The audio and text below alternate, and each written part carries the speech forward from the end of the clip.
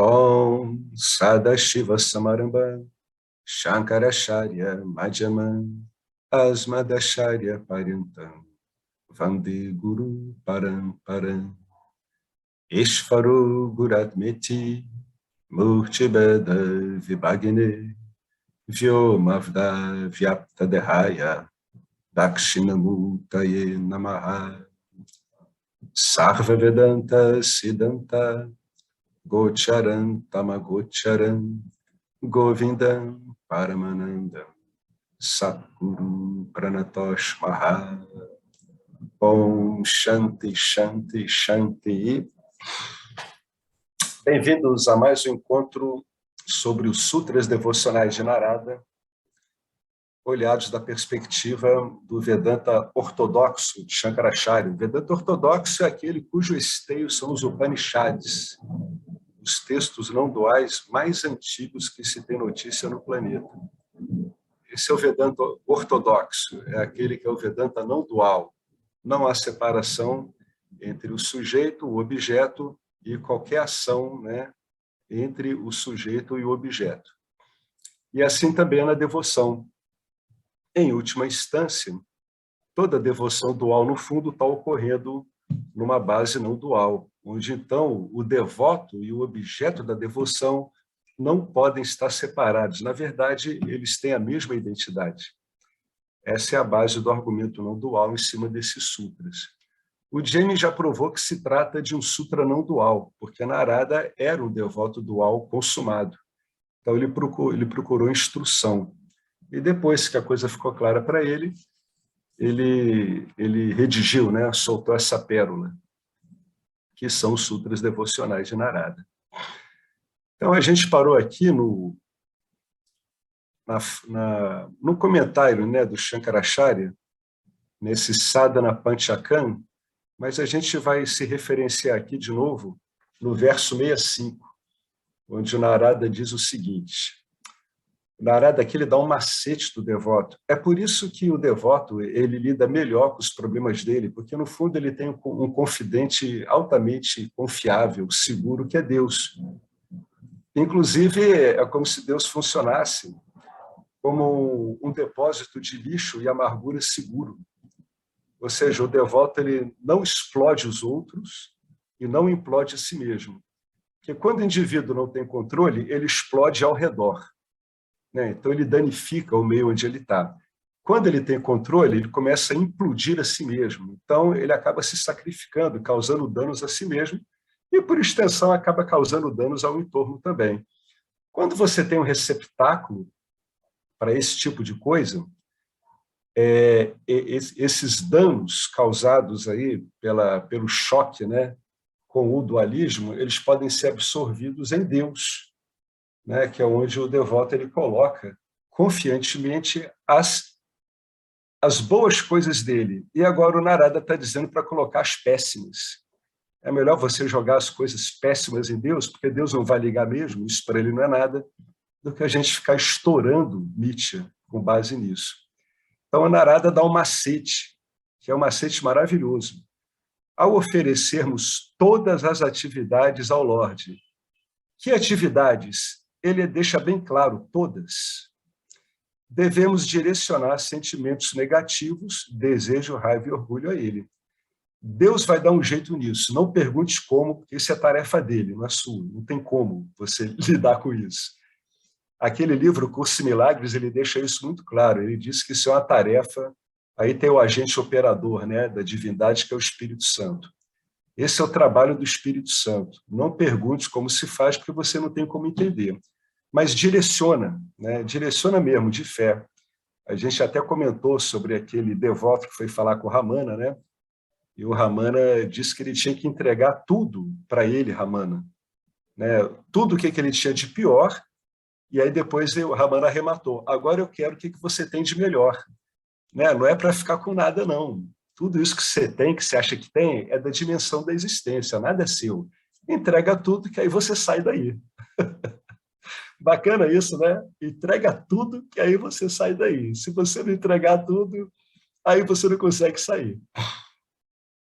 Apesar de nossos melhores esforços para abandonar o desejo, a raiva, a ganância e a ilusão, eles podem continuar a surgir na mente. Para resolver isso, Narada sugere que eles sejam direcionados a Deus. Refine o desejo de desfrutar objetos no desejo de conhecer a verdade. Deseje firmeza pela contemplação do ser. A chave para o Mahavakya, que são as grandes declarações fazerem efeito, é que eles sejam contemplados do modo adequado, né? Com um corpo sutil cada vez mais satívico, com um corpo sutil cada vez mais livre dos seus condicionamentos. Porque a revelação ocorre no Shravana, é no escutar. É no escutar que o indivíduo saca que ele é consciência. Muitos aqui que sacaram que são consciência viram que é assim mesmo, é quando você está ouvindo. Depois tem aquele problema de firmar isso, né? Aí dá o efeito que a Estela falou antes de começar a gravar, pode dar esse efeito comum, que é o efeito vagalume. O indivíduo fica que nem uma lâmpada que queima e volta, pof, pof. Mas isso é da perspectiva dele, não é da existência, né? Da perspectiva da existência não tem esse movimento de vem e vai, porque não há movimento na perspectiva da consciência, né? Da existência em si. A existência é autoluminosa. Né? Então, qual o fundamental aí? É a contemplação. Na medida em que a mente fica mais estável, menos oscilante, ela naturalmente se fortalece. O que eu estou querendo dizer com isso? Que quando a mente se fortalece, a tradução prática de uma mente fortalecida é a estabilidade do foco e a duração do foco. Né? O foco da mente não é necessariamente ela agarrado no objeto específico, mas num tema. É por isso que o Vedanta, muito espertamente, ele diz que a meditação vedântica ela é um fluxo de pensamentos relacionados à supremacia do ser, à identidade do indivíduo como Satya. Muitas vezes não é um pensamento específico, é um conjunto, é uma confabulação de raciocínios, ou é o Mahavakya, que fica muito tempo junto à pessoa, mas muitas vezes ocorre como um fluxo mesmo. Então, muito embora esses objetos eles são levemente diferentes uns dos outros, né? Os Mahavakyas são diferentes entre si, as orientações, né, de discriminação também, mas eles compõem um conjunto. E quando a mente ela começa a ficar mais forte, um dos sintomas dessa força dela é que esse fluxo ele é mantido por interesse. A mente simplesmente está interessada naquilo, ela está fortalecida naquilo. O foco dela começa a ficar estável nesse caudal de pensamentos dessa natureza. Né? Então, o efeito, né, desse ouvir a verdade, ele vai ficando cada vez mais forte, que o indivíduo realmente não vai mais saindo daí. Ele pode saber quando ele está deslizando, mas o deslize dele não tem importância, porque ele aprendeu a generalizar os deslizes. Ele vê qualquer deslize como qualquer outro. É um deslize. O que caracteriza o deslize do foco é sempre o deslize. Não importa o objeto que está sendo focado. Por isso que ele está falando aqui, ó, deseje firmeza pela contemplação do ser. Né? Isso é uma oração muito boa. Você pedir para Deus para te dar os meios para que o seu foco de atenção fique estabilizado em você, como ser. Em você, consciência como consciência. Em você, consciência, conscientemente como consciência. A palavra-chave é essa. Eu focando em mim mesmo como consciência, sabendo que sou consciência. Esse que é a chave. Então, vamos ver como é que o Shankaracharya ele trata isso.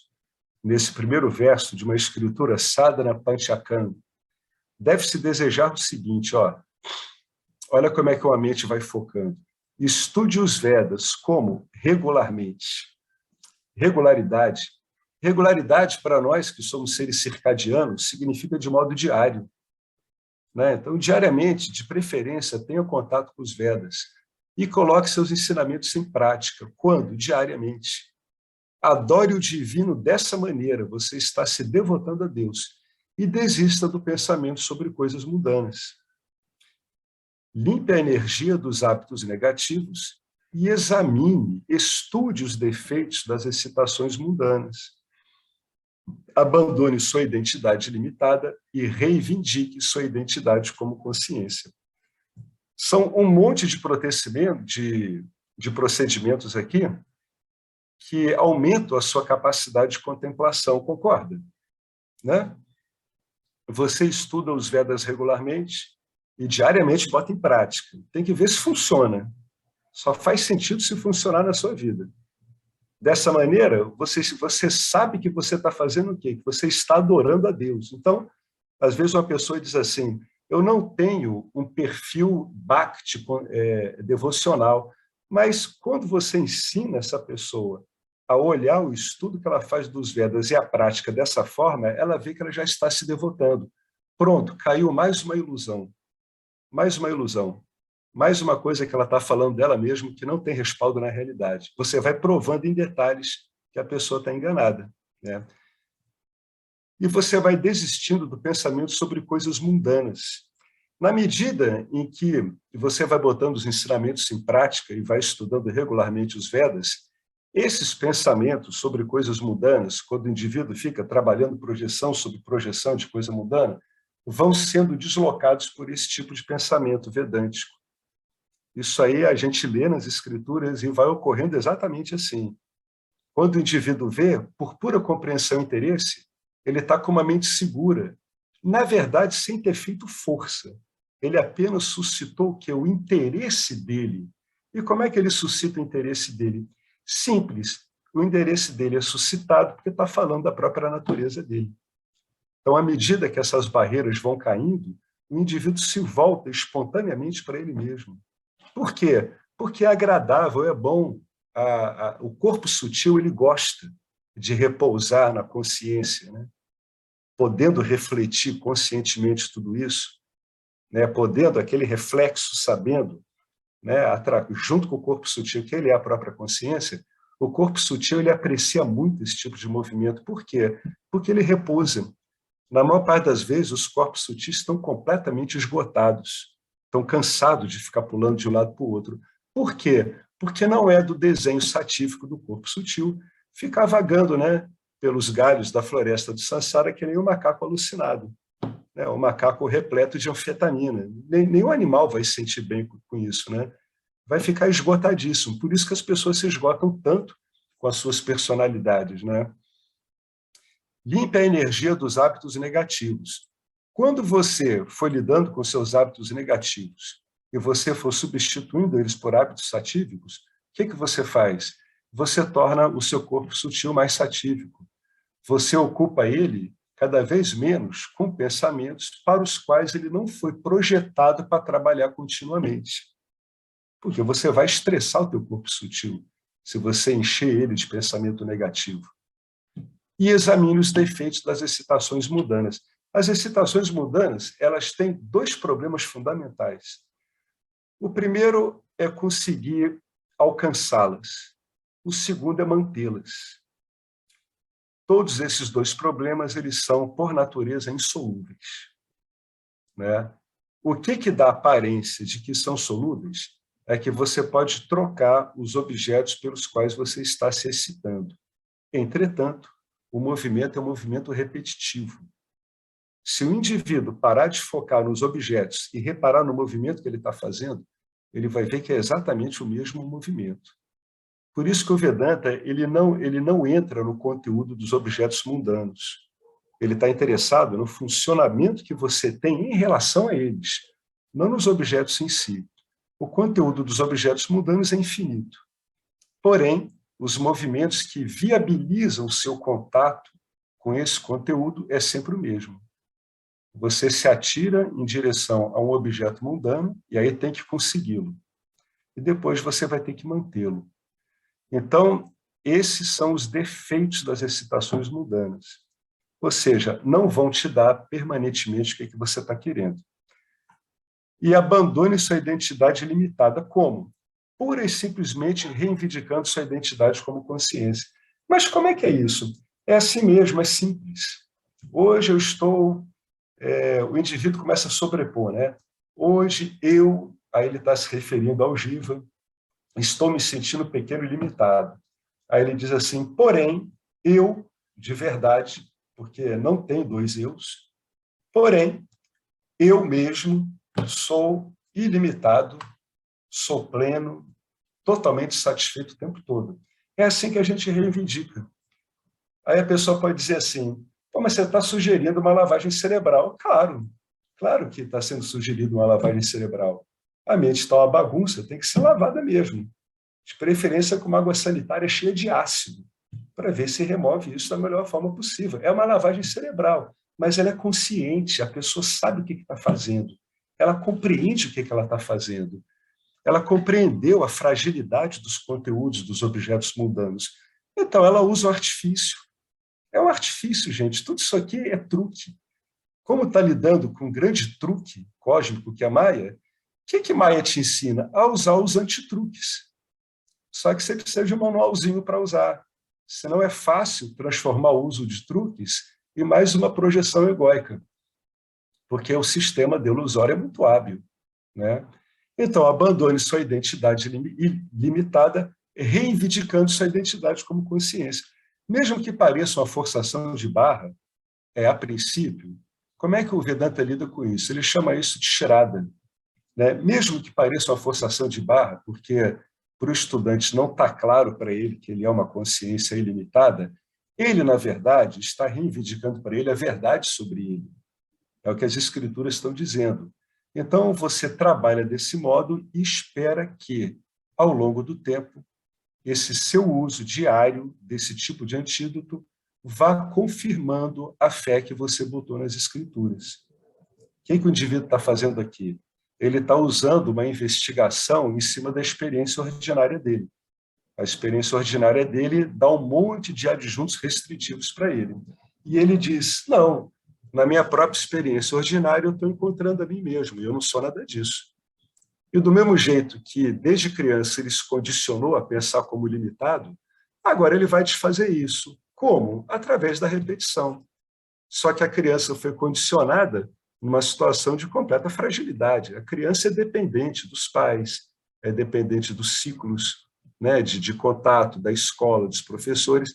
E aqui a gente está falando de adultos que já observaram e compreenderam o efeito do condicionamento, né? Então, já passaram pela fase do condicionamento e agora estão prontos para, por livre deliberação, enquanto ainda estão se vendo como um fazedor, forçar a barra mesmo e ir para uma outra direção, né? Claro que é amparado nesse tipo de ensino. Como é que o indivíduo faz isso? É no dia a dia. Por isso que o Vedanta diz, como é que eu vou proceder com você? Eu vou proceder com você numa análise cuidadosa, criteriosa e extremamente detalhada da sua experiência. Que experiência? A experiência de sonho? Não. A sua experiência cotidiana, ordinária, da sua vida comum, da sua vida do dia a dia. É aí que o Vedanta trabalha. Por isso que o Vedanta ele pode ser usado por pessoas que não estão retiradas, né? Não estão necessariamente isoladas. Ele pode ser usado por qualquer pessoa, em qualquer situação. Aí vem o grande truque, né? Mas se você ainda gosta de arrumar um culpado, ainda tem mais esse truque ainda, que ele é perfeito, porque ele funciona mesmo. Se você precisa de alguém para culpar, culpe Ishvara, claro, sabendo desde já que Ishvara é inimputável, o que não quer dizer que você não possa culpá-lo à vontade. Entendeu? No fundo, do ponto de vista do Jiva, Ishvara é um grande safado, né? Ele chega quase a ser um sádico.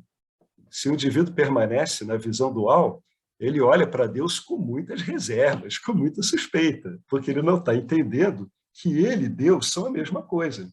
Então você pode culpar Ishvara à vontade. Ishvara não está nem aí para isso.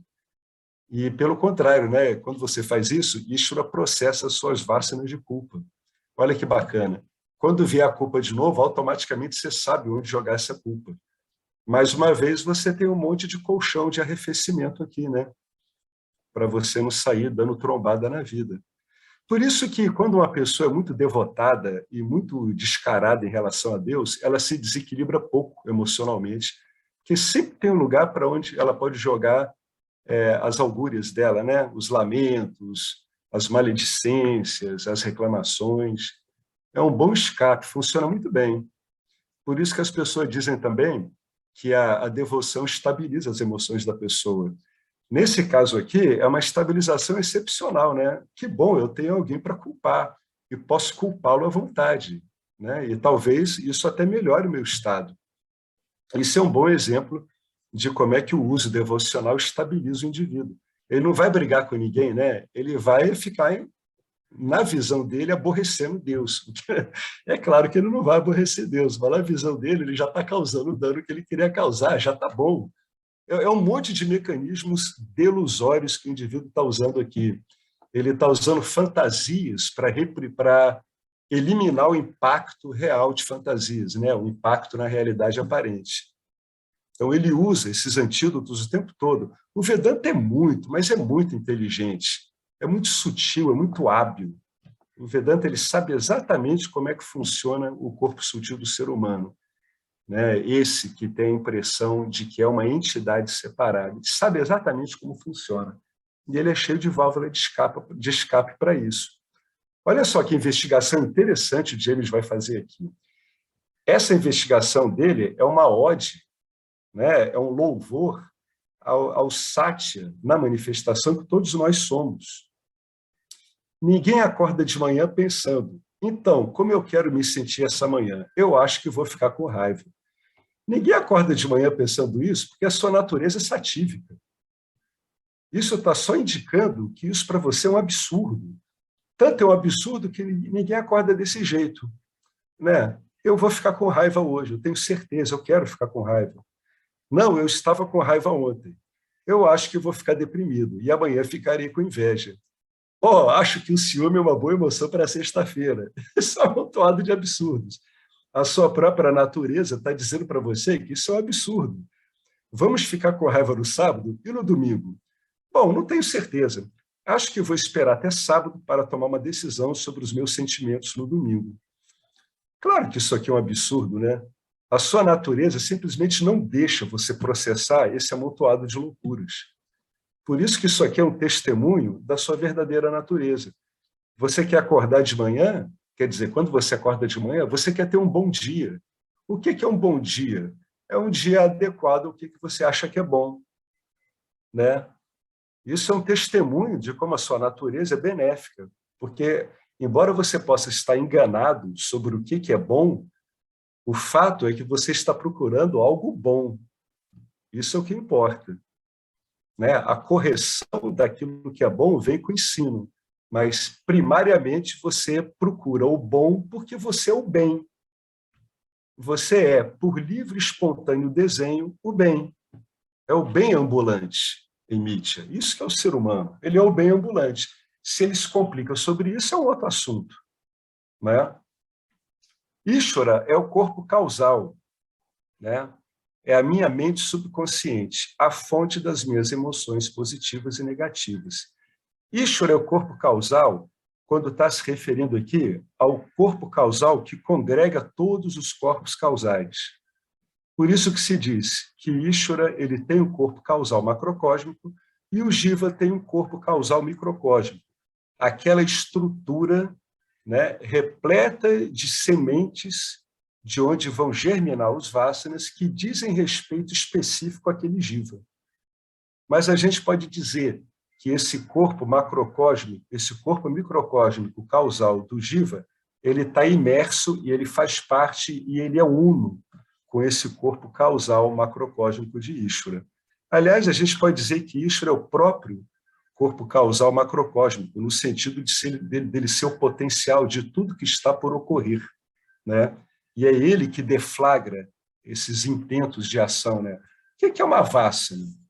Uma vassana, ela é uma semente dessas em estado potencial que estava no corpo causal que baixa para o corpo sutil.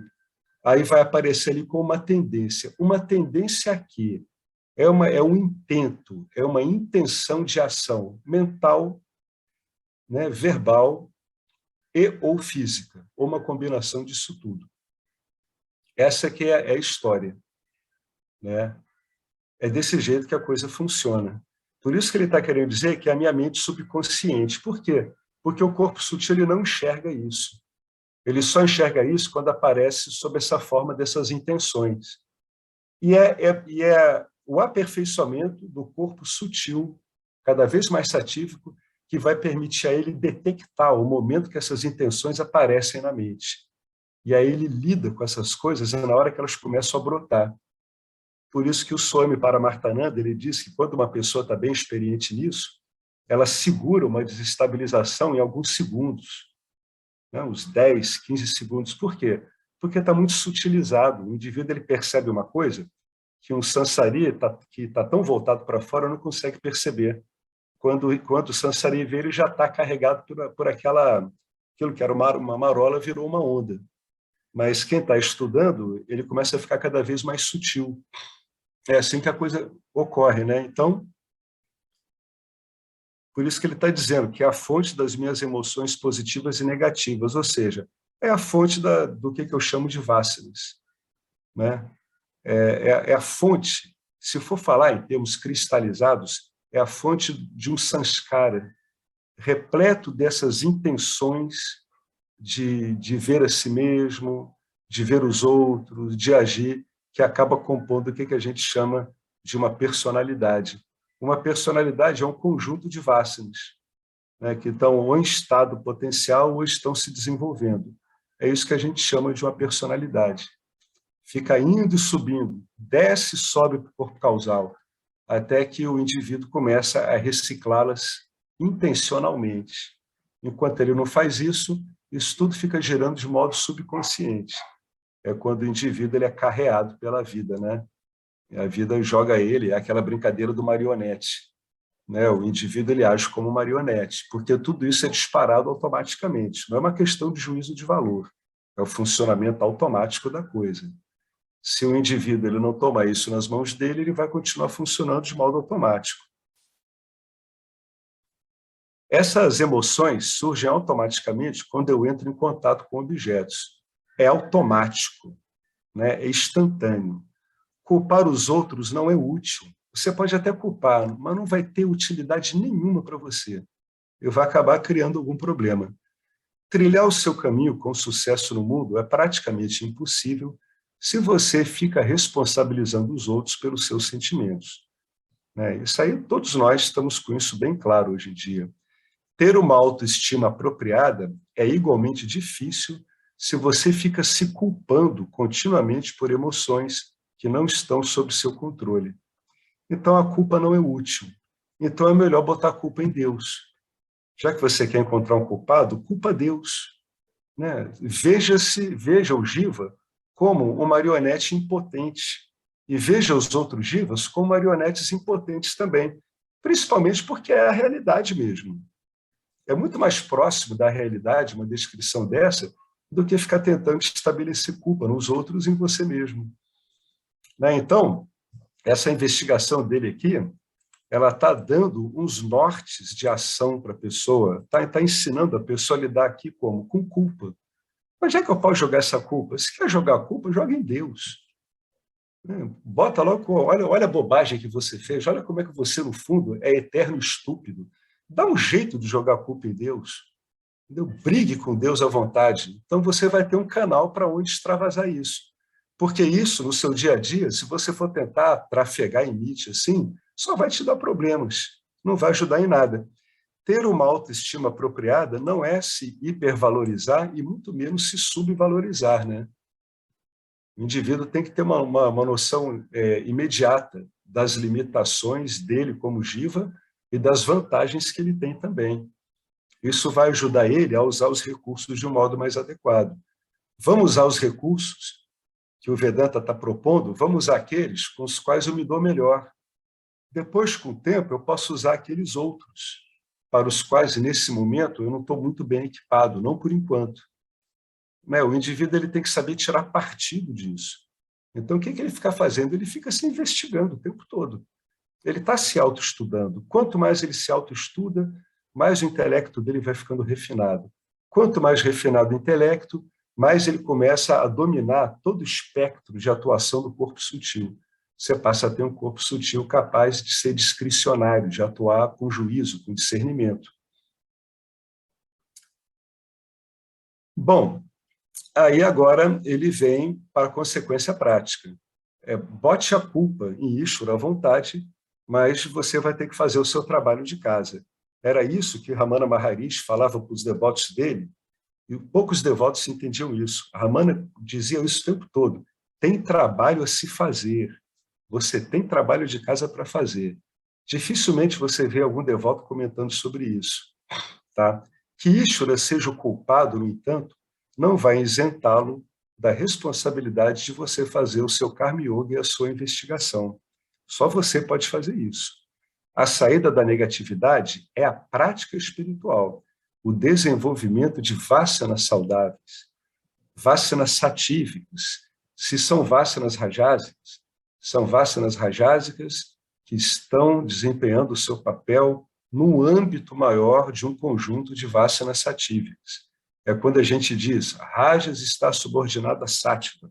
É isso que ele está querendo dizer aqui. Vasanas saudáveis deslocam, tomam o lugar de vasanas doentias. Assim, quanto mais diligentemente você pratica, mais positivamente se torna. Veja, é da natureza da mente ser positiva. Na verdade, é mais fácil você ter uma mente positiva do que uma negativa, porque uma mente positiva, depois de um tempo, ela não dá trabalho. Pessoas com tendências predominantemente tamásicas realmente, de fato, acreditam que se o mundo ou Ishvara é o culpado e nada pode ser feito para mudar a situação, elas podem se recusar a exercer o seu livre-arbítrio e elas têm o direito de ficar permanentemente com raiva ou depressão. Essa é uma armadilha que as pessoas caem bastante, né? Elas têm que ter essa autojustificativa aqui para elas poderem agir dessa forma, né?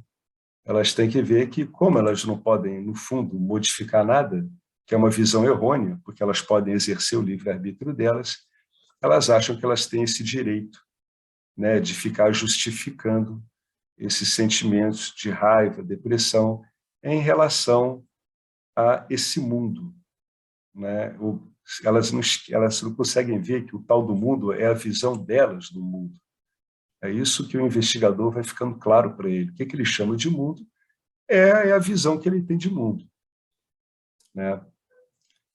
Entretanto, nunca acredite que objetos possam controlar você. Seja lá que objeto for, trabalho, família, governo, etc., o que for, ideais. Às vezes, parece mesmo que sim, mas os objetos não são sencientes, eles dependem de você o tempo todo, né? A vida que você é que injeta ar nessas coisas. E aí, esses objetos todos, que são que nem aqueles bonequinhos de posto de gasolina, tudo murcho, você bota o seu ar lá, eles imediatamente inflam e ficam assim, tentando chamar a sua atenção. Não é? Que nem bonequinho de posto de gasolina. Aí você corta o ar, com o passar do tempo, isso vai ficando prático, o bonequinho, né? Ele vai ser exterminado? Não.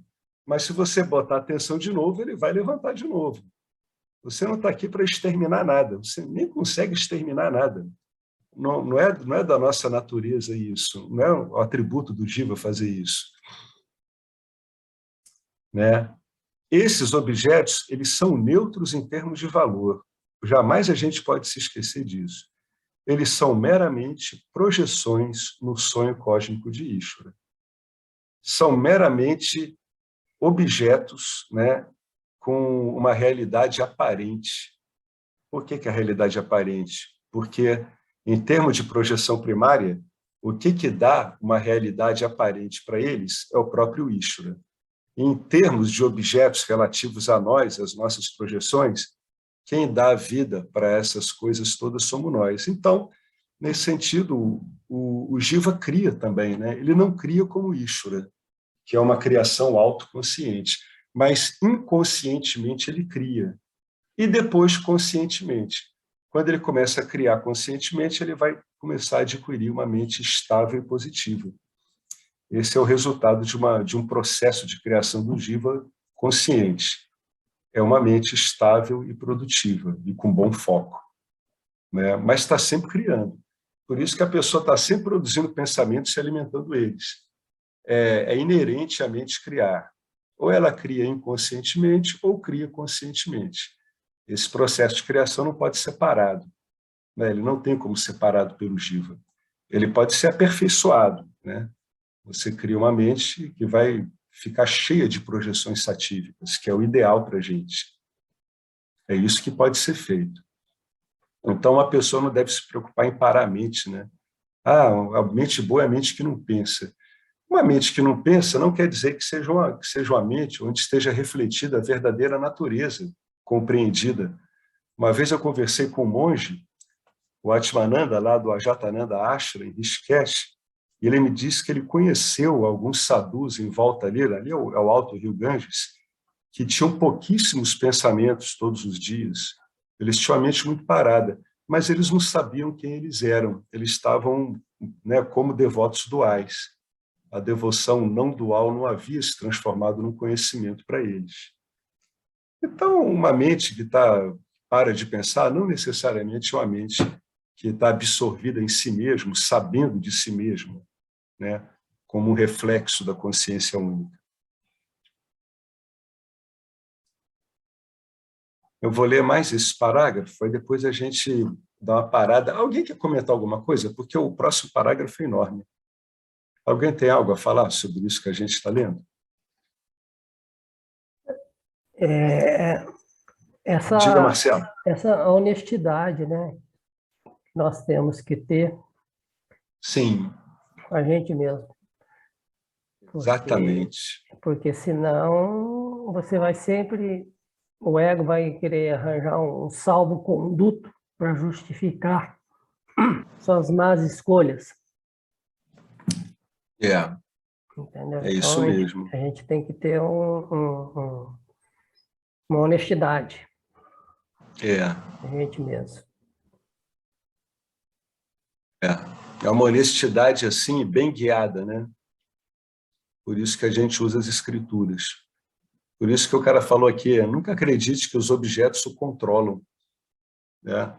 Uma mente honesta, contemplando isso, ela faz o quê? Ela faz um nivelamento, né? Esses nivelamentos em cima do conteúdo dos objetos é inevitável. Uma hora a pessoa vai ter que nivelar tudo.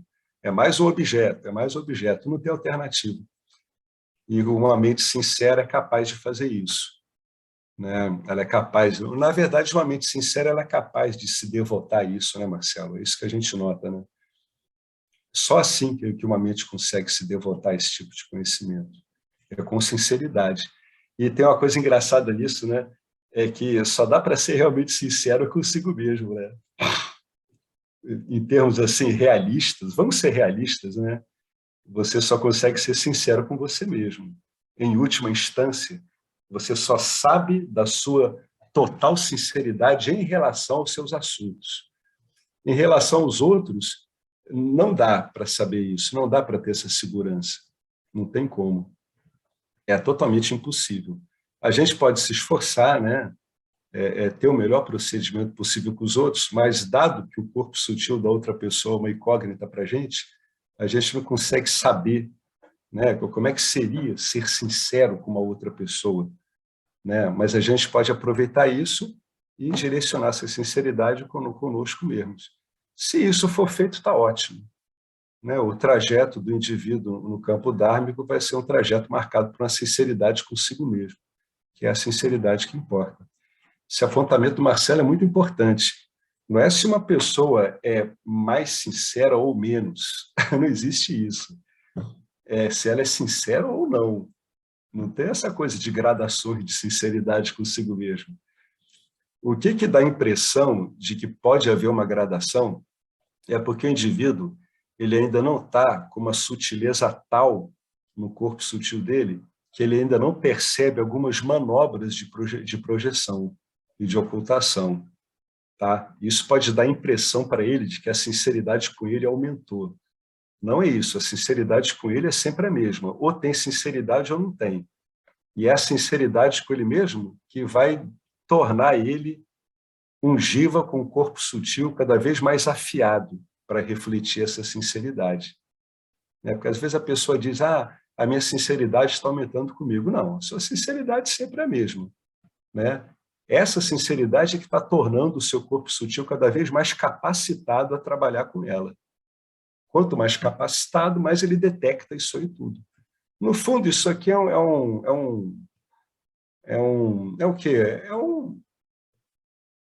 É um manual de sutilização para detecção apropriada em tempo hábil. É isso que o indivíduo está aprendendo aqui. Antes que vire aquela descarga desembestada, sem controle, o indivíduo ele vai aprendendo a detectar isso através da compreensão. É assim que o Vedanta ele trabalha. Bom, só mais uma coisa, aqui porque tem... senão joga, porque fica fácil jogar para cima de Ishvara. Isso, Entendeu? Exatamente. Então você joga para cima de Ishvara e fala suas más escolhas e não vai se esforçar. O Ishvara é o culpado. Então a gente, por isso que precisa ter essa sinceridade, essa honestidade consigo mesmo. Senão não frutifica. A coisa não vai. Porque se não houver essa sinceridade, o sistema não vai mover uma palha para adiantar o seu lado também. Porque ele não vai compreender o tipo de informação que você está mandando para ele. Não é por mal, não, gente, é por não decodificação. Não decodifica. Por isso que tem que ter sinceridade mesmo. Aí ele começa a decodificar. Aí ele vai te devolvendo a reciclagem das vássanas. Mas enquanto não houver sinceridade, o sistema deixa passar batido. Ele está lá repetindo. Então, por mim, ele continua repetindo por toda a eternidade, até o para lá e até o fim do cosmos. Se com sinceridade ele começa a usar o discernimento para fazer essa separação e essa orientação, Ishvara, o sistema, decodifica isso e começa a devolver. Aí você começa a entrar num diálogo com o campo dármico, um diálogo de intenções e reciclagem de intenções, já que o resultado das ações é dado pelo campo, e a própria ação acaba sendo engendrada pelo campo também. No final, fica claro para o indivíduo que a ação é engendrada pelo campo. Aí ele vai falar uma coisa aqui que é muito comum nas religiões dualistas. Se você argumentar que Deus vai puni-lo por você botar a culpa nele, você está errado, você está absolutamente errado. A culpa das religiões institucionalizadas é um mecanismo de exercer o poder. É um recurso de poder que as instituições que acabam ficando politizadas usam. Você está errado. Deus não é uma pessoa. Deus não é um givão, um mega jiva, com gostos e aversões. Isso não faz sentido para o sistema. Deus é totalmente desapaixonado. É um ser supremo que não é afetado pelo que acontece na realidade aparente. Vocês lembram que Ishvara ele não é condicionado pelos gunas, embora ele seja o operador dos gunas, ele é o operador autoconsciente, ciente da sua verdadeira natureza como consciência, mas ele não é vinculado aos gunas. Então ele não tem gostos e aversões. E por isso que ele não é afetado pelo que acontece na realidade aparente. Embora essa realidade aparente, na sua projeção primária, seja o próprio Ishvara no seu aspecto de Tamas, que é a constituição do universo. Mas ele não se mistura. Como princípio satívico, absoluto, dessa manifestação, ele não é afetado, ele não se mistura com isso. Então, ele não é afetado por gostos e desgostos. Esse ensinamento não é destinado a devotos com estilos de vida razoáveis e cargas leves de vássanas. Olha que interessante isso.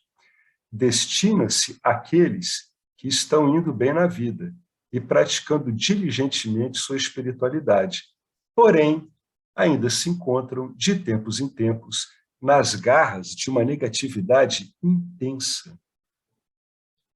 Então, esse recurso de botar a culpa em Deus é aquilo que a gente tinha falado lá, é para aliviar a pressão mesmo.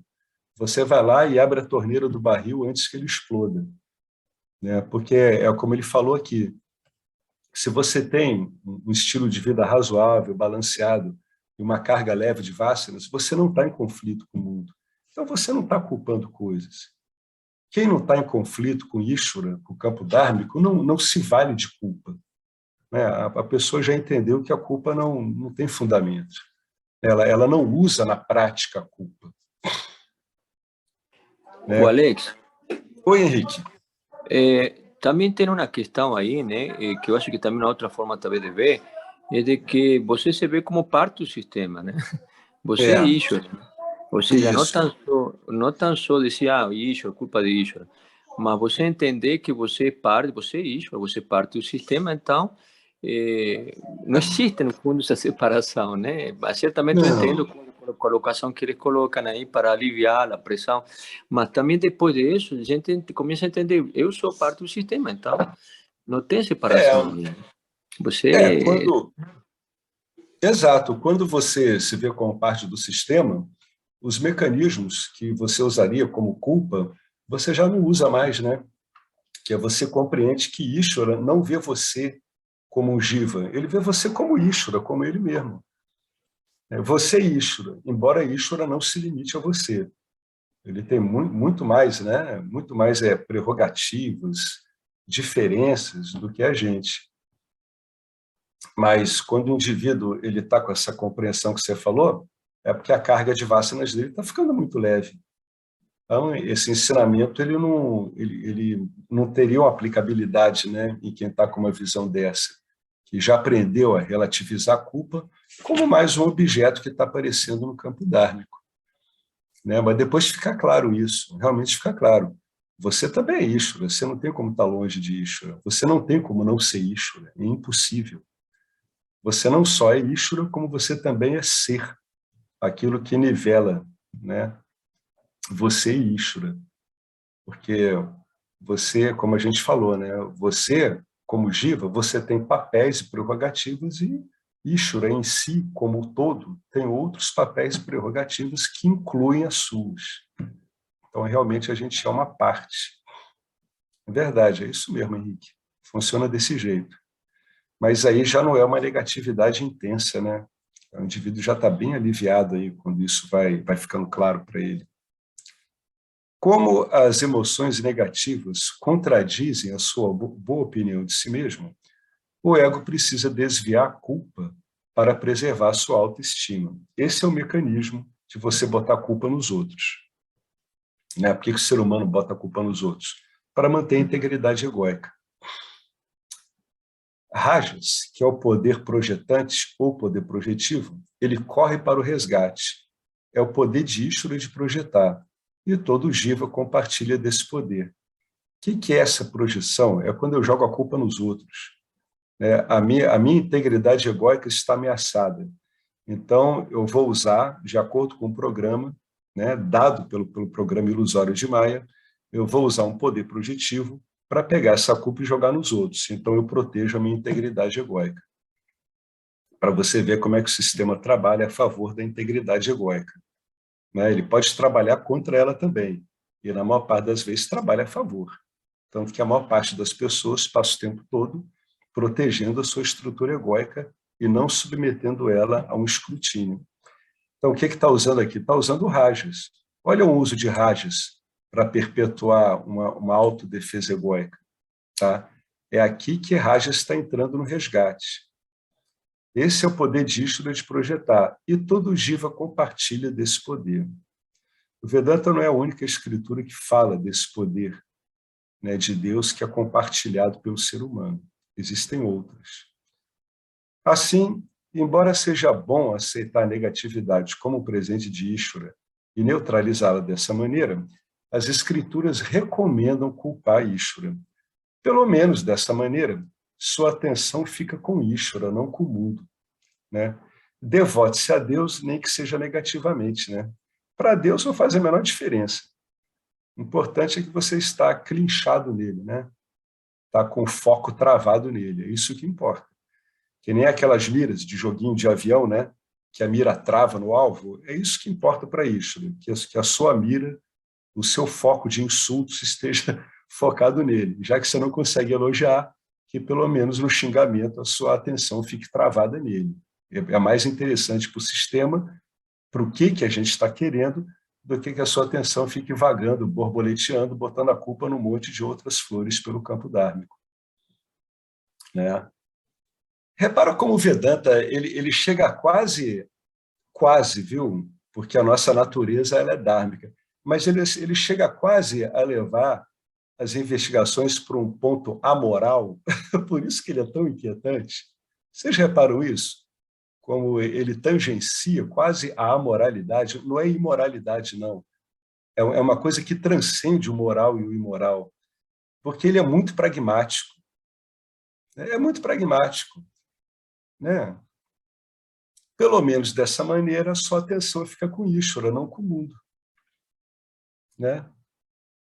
É melhor ter um devoto, né, cego, pau da vida, do que não ter devoto nenhum.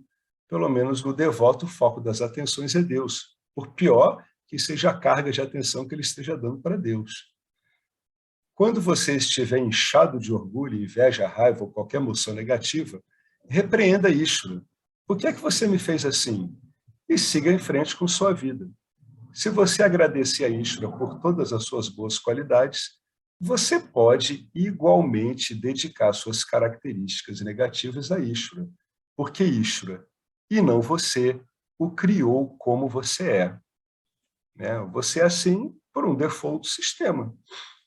Lembre-se, essa instrução destina-se aos devotos nos níveis dualistas informais de devoção. Ela não se destina àqueles que estão bem nos estágios de Karma Yoga e da autoinvestigação. Tanto o Karma Yoga como a autoinvestigação resolvem todas as emoções. Eles estabilizam as emoções. Como o desapego não está desenvolvido no estágio introdutório, essa prática ela é oferecida. É realmente uma válvula de escape para manter o equilíbrio emocional do devoto, enquanto ele começa a se dedicar ao Karma Yoga e, no caso da gente, juntamente se dedica aí à autoinvestigação. É um recurso bem eficaz, eu já usei isso várias vezes. Bem antes de ler isso aqui, eu usava isso o tempo todo. Ora, bola, se é para ter um culpado, quem é melhor qualificado para ser o culpado de todas as desgraças do mundo do que o criador do mundo como ele é, né? É até um raciocínio bem lógico, né? Depois você vê o fundamento disso. Né? Como é que uma coisa dessa é tão hábil a ponto de estabilizar a emoção da pessoa, impedir que ela se desgaste. Isso aqui tem a ver com o que o Henrique falou, né? Essa instrução destina-se a devotos de níveis dualistas, né? Aqueles que estão vendo eu aqui e Deus lá. Né? São níveis informais de devoção, e não aqueles que estão bem nos estágios de Karma Yoga e da autoinvestigação, que são níveis formais. Por quê? Porque você segue uma orientação, né, que está consolidada ao longo de milênios. Por isso que é uma estrutura formalizada. Alguém quer fazer algum comentário sobre esse trecho? É um trecho muito curioso. Muito interessante também, né? E para quem está acostumado com uma devoção dual, ele é muito desconcertante também. Certamente uma pessoa de devoção dual nunca viu alguém falar da devoção dual desse jeito, embora muitas vezes o devoto dual ele tenha vontade de falar isso mesmo para Deus. É bem comum o devoto dual descarregar as lástimas dele, mas não desse modo tão escancarado assim, né? A culpa de eu ser assim é sua, e é mesmo. Em última instância, não existem vasanas do jiva, existem vasanas do sistema. O sistema opera através do jiva, reciclando as suas vasanas. Essa é que é a visão mais crua que tem. Crua, quando o indivíduo ainda está numa visão mais ou menos dual, né? Mesmo que ele fique nesse impacto vagalume, né? Ele vai para a dualidade, volta para a não dualidade, fica assim, põe. É do sistema. Quando a visão dual ela é suplantada pela não dual, fica claro que o sistema ele se vale dessa forma que a gente chama jiva para processar essas vasanas. São vasanas fundamentalmente carreadas por emoções, né? É o X do sistema é a emoção. O resto que o jiva constrói está tudo baseado em torno da emoção. As justificativas dele, o modo como ele se vê, Tudo isso é impulsionado pelas emoções. É como se as emoções fossem um cimento que colasse todas essas impressões que o Jiva tem dele mesmo e do mundo. Né? Elas são aquele ambiente comum, onde o Jiva soca tudo junto e aí ele obtém uma personalidade, ele obtém um sanskara. Né? É através dessa cola emotiva. Se não houvesse emoções no Jiva, ele não teria formatado tantas impressões do mundo, né? Em relação a ele e em relação ao tal do mundo. Né? O X da questão aqui são as emoções. E por isso que a gente está vendo um livro que fala sobre devoção, porque a devoção é olhada através desses vários aspectos, vários estágios, ela tem uma capacidade extraordinária de estabilizar essas emoções e direcioná-las para o lado adequado. Né? É quase como um antitruque. É um antitruque, como a gente já falou antes. Né? São recursos hábeis que usam a nossa própria natureza, que na manifestação é uma natureza devotada, e a gente troca uma devoção para coisas não confiáveis para uma coisa, entre aspas, que é confiável, que seria Ishvara, Deus. Alguém quer comentar alguma coisa sobre isso?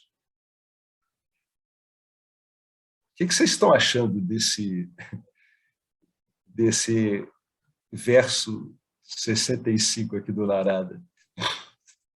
Ele é um verso bem interessante, né? Ele é um verso voltado para pessoas sinceras mesmo, né? Já mas o arremate dele, você vai ver o arremate ao final, como que ele conclui. Uhum. Então, é o arremate do qual o Marcelo está falando. Transcendendo os gunas, né? Ou seja, quando o indivíduo ele chega, né? A devoção não dual se mostra para ele, né? Como ele mesmo, só tem ele adorando ele mesmo como consciência. Transcendendo os gunas, o devoto deve somente agir a partir do puro amor de Deus e manter-se perpetuamente como se estivesse no relacionamento de um servo com seu mestre ou no de uma amante servindo seu amado. É uma relação de confiança e de amor, né, incondicional. É isso que ele está dizendo aqui. Né? Por isso que as pessoas dizem que um dos efeitos do autoconhecimento é uma confiança. Né? O indivíduo ele fica muito confiante. Seja lá o que vier, é como é. Né? E isso não vai me demover do meu entendimento, da minha compreensão. Então, é uma relação amorosa e confiante. Por isso que ele diz aqui, o relacionamento de um servo com seu mestre, que é uma relação amorosa e de total confiança. Ou no de uma amante que serve o seu amado, né? Por livre e espontânea vontade.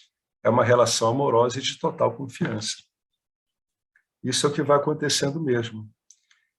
Nesse caso aqui, deixa de haver, né, qualquer capacidade de separar compreensão de amor. Fim de papo, né? Acabou o exercício do jogo e chegou à realidade. Né?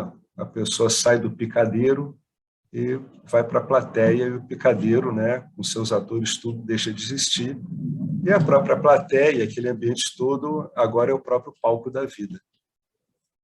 É a consciência, você consciência, amando você mesmo, através de você mesmo, em você mesmo. É o próprio ator do seu próprio filme, escrito por você mesmo, para você mesmo.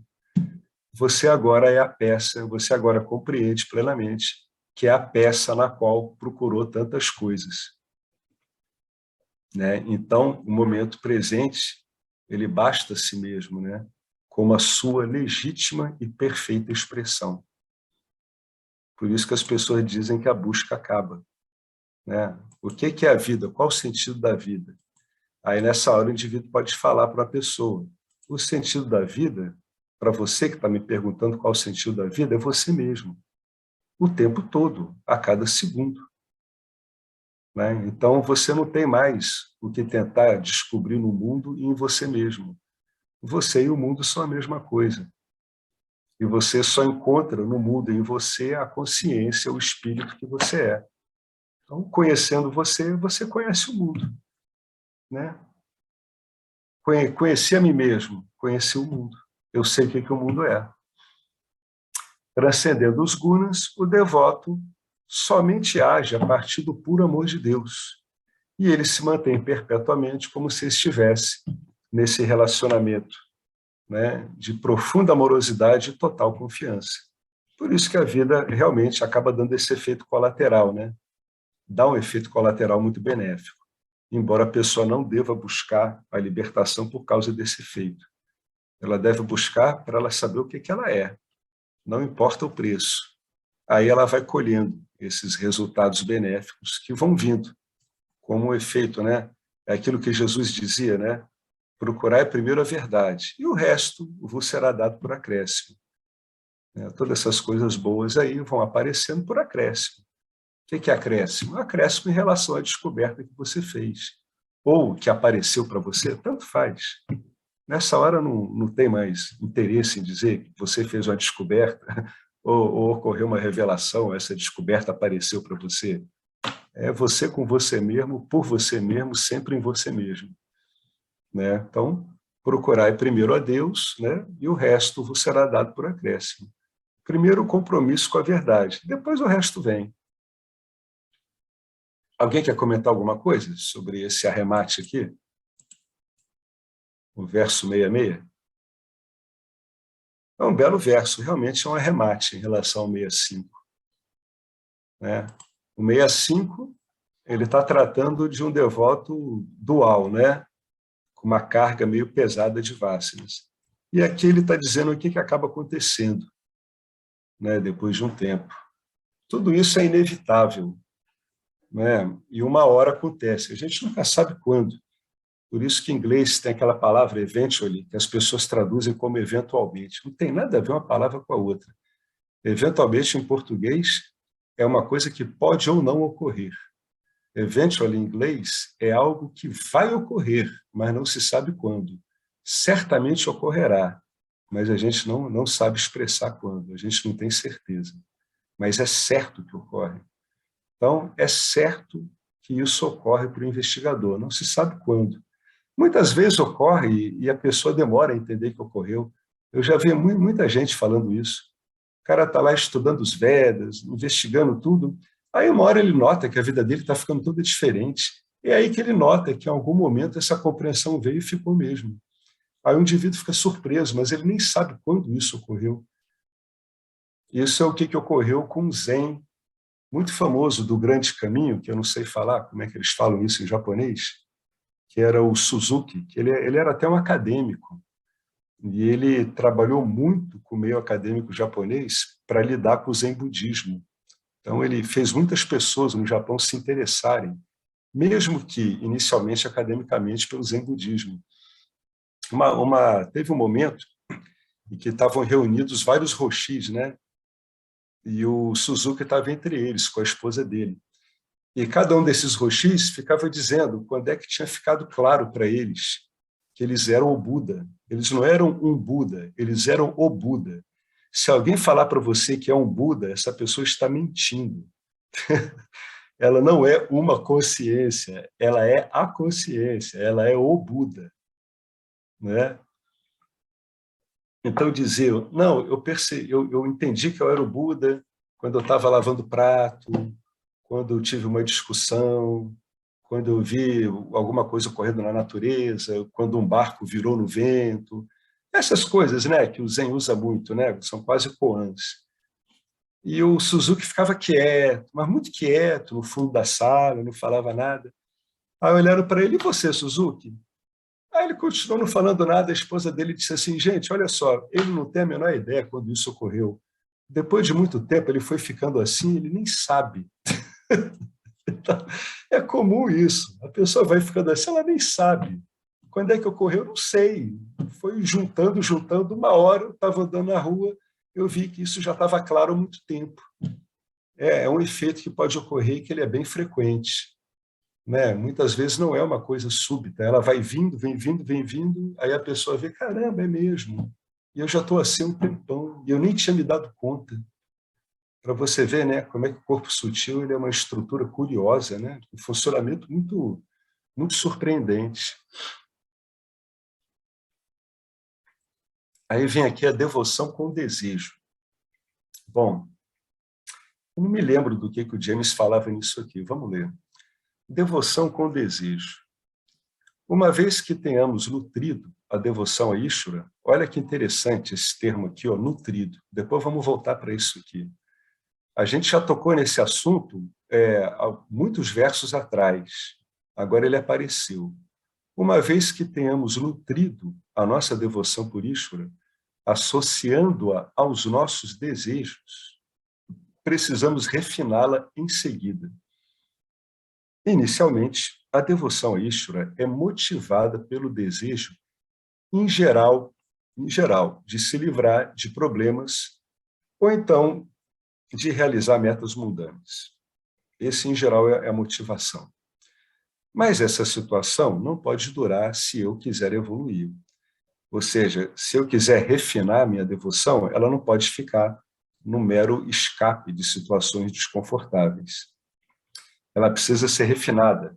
Ela precisa, o movimento de fuga dela tem que ser substituído por um movimento de ofertar a vida a um buquê de flores, que você aprendeu a coletar na sua fuga, e quando você viu, você já está com aquele buquê na mão, e agora é hora de oferecer a Deus aquilo.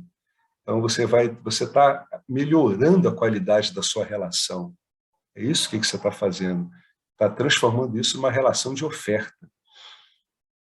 Eu preciso reverter a situação e usar as coisas do mundo como meio para alcançar Ishvara. Olha que bacana isso aqui. Isso aqui é um drible. Exatamente o drible que a gente levou de Maia, a gente agora vai dar. É o mesmo drible. A mesma coisa, só que agora a gente aprendeu a fazer a mesma coisa com Maia que ela está fazendo com a gente há um tempão. A gente vai dar um drible e vai sempre visar Deus. Ishvara pode ser bom para encontrar uma alma gêmea, conseguir o emprego dos sonhos ou pagar a hipoteca. Em outras palavras, Ishvara pode ser bom para a gente obter prazer, segurança e nutrir um senso de egoísmo e propriedade. Pode mesmo, né? Mas eu estou disposto a renunciar a essas coisas estimadas em prol do amor não dual, que é fruto do conhecimento de Ishvara, né? Ou seja, você está afim de realmente dar um drible nisso tudo e focar Ishvara sempre em cima de cada coisa mundana que você driblou, né? Você chegou nas coisas mundanas atraído por elas. Agora você vai driblá-las e a atração que você tem por elas vai ser direcionada para Ishvara.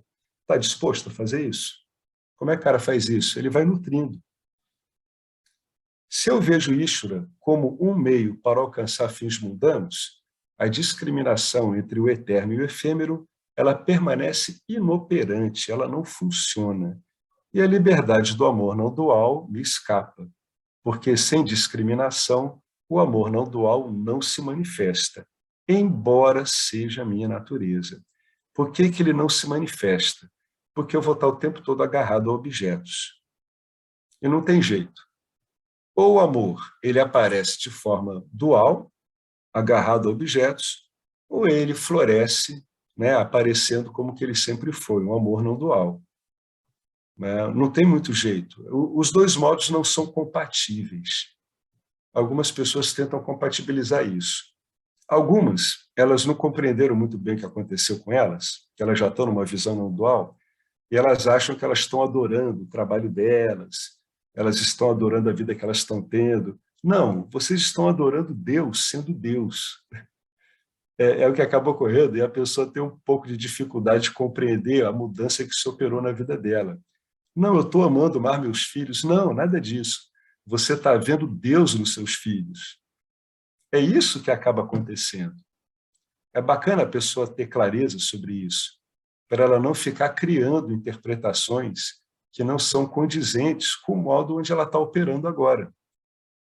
Né? Então, não há uma troca de figurinhas entre esses posicionamentos, né? A amorosidade dual e a não dual. Não há essa troca de figurinhas. Ou é uma coisa ou é outra. Ou o indivíduo está dando realidade a objetos, ou ele está dando realidade ao que é real. né? Não tem um meio termo. É engraçado, mas não tem um meio termo, né? Alguém quer comentar sobre esse parágrafo? Esse parágrafo fala que você tem que nutrir a devoção a Ishvara. Como é que eu nutro minha devoção a Ishvara? Você nutre sua devoção a Ishvara usando os recursos das escrituras. Lembra que as escrituras, elas têm, dentre suas práticas formais, elas têm uma de cinco aspectos, que você se devota às escrituras, você faz um bem para a sua coletividade, você tem uma relação boa com os reinos animais e vegetais, né? Vocês se lembram disso? O nome disso é Panchakarana, eu acho. Panchakarana. Isso são práticas que a pessoa ela desenvolve o tempo todo. Ela reverencia os ancestrais dela, ela honra o pai e a mãe. Ah, mas meu pai e minha mãe não foram pais muito legais. Não, a questão não é essa. Eles vão ser honrados pelo papel, meramente o papel de pais, te trazer à existência, serem veículos para que a existência específica desse jiva ocorra. Quando você vai insistindo nisso, o amor pelos seus pais, ele alcança um outro tipo de significado. É um amor que não depende da sua avaliação psíquica dos seus pais. É um amor que transcende essa avaliação psíquica. Essas práticas, essas 5, por exemplo, são modos de você nutrir a devoção a Ishvara. Existem outros, esse é um deles. A prática correta é que até que isso fique estável, você se debruce sobre isso todos os dias, né? Todos os dias essas questões passam pela sua cabeça. Não necessariamente como é numa prática indiana, que ela é toda ritualizada, mas que passe usando a sinceridade da qual o Marcelo falou, né? Que você se detenha nisso diariamente até que fique firme, até que você veja realmente que a imagem que você tem dos seus pais hoje em dia é de reconhecimento, amor e devoção, independentemente do que possa ter ocorrido. Então, são modos que a gente tem de nutrir essa devoção. Então, essa devoção ela pode ser nutrida pela observação de práticas formais, e inclusive informais também. Claro que sempre inseridos nesse contexto do autoconhecimento que a gente está falando aqui. Eu não vejo problema associar uma prática informal a uma formal, contanto que o indivíduo sabe o que está fazendo e ele jamais perca, né, de vista o objetivo dele, ou, se a coisa já está alcançada, que ele jamais perca de vista o contexto onde ele já se encontra agora, em termos de compreensão, né? Em geral, a pessoa tem que ficar voltando a isso muitas vezes, né? Porque tem elementos de desestabilização no campo dármico que são muito fortes.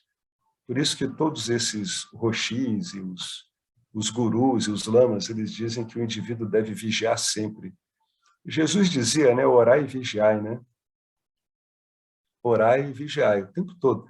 Você pega o evangelho e você vê que aquilo é não dualidade pura. Orai e vigiai. Mantenha a sintonia e fique atento. Mantenha a sintonia e fique atento. Não se esqueça que você é o Espírito único. Não se esqueça que você e Deus são um. E vigie. Vigie contra as interferências, né? Isso aí sempre existe. Papaji, que não era um professor de Vedanta, falava isso também. Vários outros, né? Todos eles dizem que é necessário. Aí alguns até são mais enfáticos, né? Aí botam um pouco de terror no Jiva. A vigilância é o preço da liberdade. Parece uma coisa meio militarizada, né? Como se você estivesse numa guerra. Não é bem assim. Essa vigilância ela é espontânea e não tem uma característica de conflito, mas sim de discriminação, de discernimento, né? Ela não está brigando contra as coisas, ela está acolhendo as coisas como ela mesma. É a casa do Rumi, né? Onde é a hospedagem do Rumi, com as suas portas sempre abertas, a porta de entrada e de saída. Essa é a vigilância de que se fala, né? Você sabe quem está entrando na sua casa. Você não vai chutá-lo para fora e nem vai acelerar a saída dele, porque ele tem o tempo de vida dele. Mas você sabe quem entrou, você sabe quem saiu. E, de preferência, trata muito bem tudo. É a famosa compaixão com jivinha, né? Trata tudo bem. Depois de um tempo, fica complicado não tratar as pessoas bem. A gente fica sem saco de tratar as pessoas mal, porque dá um trabalhão e acaba que você vê que você está se maltratando quando você trata uma outra pessoa mal. Fica claro que você está causando mal para você mesmo. Né? É dolorido. Né? Tratar mal uma pessoa dói na própria pessoa que está tratando mal. É sofrido. Alguém quer comentar alguma coisa? Vocês estão bem contemplativos hoje, hein? Estão contemplativos quietinhos, que às vezes estão contemplativos falantes, né? Mas agora estão quietinhos, não estão emitindo muitos abalos mecânicos no ar, assim, para produzir palavra, né? Mas talvez estejam produzindo muitos abalos em ondas mentais aí eu não sei. Não dá para saber, né? É engraçado isso, né? Não tem como saber mesmo. Eu vou continuar, tá bom? Qualquer coisa aí vocês vão parando, vão interrompendo.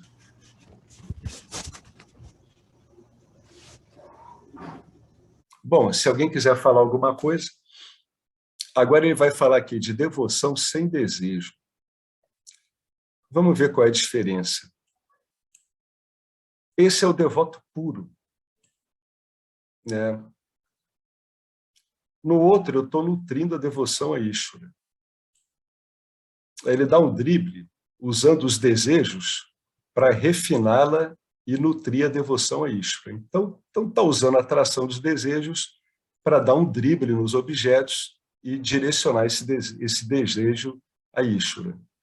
Né? Então vira uma devoção. É isso que a devoção com desejo faz, né? Ela transforma o seu desejo por objetos em devoção.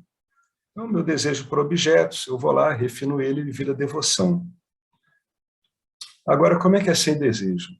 O devoto puro, ele é indiferente à atração dos gunas. Muita atenção nessa frase, viu? E está pronto e disposto a abandonar o desejo por qualquer objeto em prol de Ishvara. O mundo é o meio e Ishvara é o objetivo. Isso é o Gita, né? É o Krishna falando. Seja livre do desejo causado pelos 3 gunas. Seja livre do domínio da dualidade. Estabeleça a sua vida em Sattva Guna. Estabeleça o seu tráfego, né? Enquanto você durar no campo da manifestação, estabeleça ele numa estrada cheia de gunas satívicas, né? Um asfalto satívico, sinalização satívica, albergues satívicos. Procure se cercar de sátiva. Desista de obter e possuir. Seja atento. Fique alerta. Está vendo o que a gente estava falando antes, né? Olha ele falando aqui, ó. Seja atento. É exatamente o que a gente estava comentando lá em cima. Tem uma frase aqui que é interessante a beça, ó. Um devoto puro, ele é indiferente à atração dos gunas. Veja, não quer dizer que ele não passe pela atração dos gunas. Entendeu? Isso é para a pessoa não confundir o efeito da atração do guna na mente dele com uma mente impura. Não, uma mente passa por esses efeitos de atração. Quanto mais discriminativa, mais ela pode até ficar surpresa com a força que essas coisas têm. Né? Mas ele é indiferente a essa atração, ele nivela todos esses objetos. Ele entende que o mecanismo de tração é o mesmo. É como se fosse aquele raio-trator, lembra que aquela nave Enterprise tinha um raio-trator, que ela conseguia sequestrar as coisas que estavam no espaço e prendia essas coisas, puxava para ela? Esse é a atração dos gunas. Os gunas têm esse efeito no corpo sutil. Um devoto puro, ele passa por isso, mas como ele não está interessado em Nitya, ele vê essa atração ocorrer, ele sente, ele sabe que o corpo sutil dele está sendo atraído, mas ele não se incomoda, ele não dá seguimento. Essa que é a diferença. Né? Muitas pessoas, assim, do meio espiritual, elas ficam muito incomodadas quando, depois de muitos anos de prática, elas veem que a mente delas está atraída por coisas que elas tentaram debelar. Vássanas eróticas, vássanas de gula, vássanas de poder, de conflito, vássanas de querer representar o bem para os outros, elas ficam muito desconcertadas, mas é porque elas estão identificadas com a sua mente, com o corpo sutil delas, por isso que elas ficam desconcertadas. Se você não se identifica mais com o seu corpo sutil, você sabe que você é consciência, você não se incomoda com os movimentos do seu corpo sutil, você simplesmente não dá andamento para eles. Ele é estimulado, mas você não dá seguimento. E daí? Não vou dar seguimento para isso. Qual o problema? Não tem problema nenhum nisso. Eu não sou isso. Fica mais fácil, né? Por isso que ele é indiferente à atração. Ele percebe a atração, avalia a intensidade dela.